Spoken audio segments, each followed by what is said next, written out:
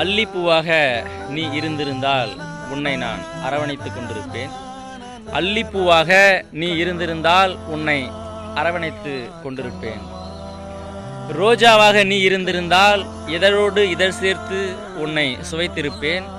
ரோஜா பூவாக நீ இருந்திருந்தால் இதழோடு இதழ் சேர்த்து உன்னை சுவைத்திருப்பேன். பவளமல்லியாக நீ இருந்திருந்தால் உன்னை பார்த்தே நான் பசியாறி இருந்திருப்பேன்.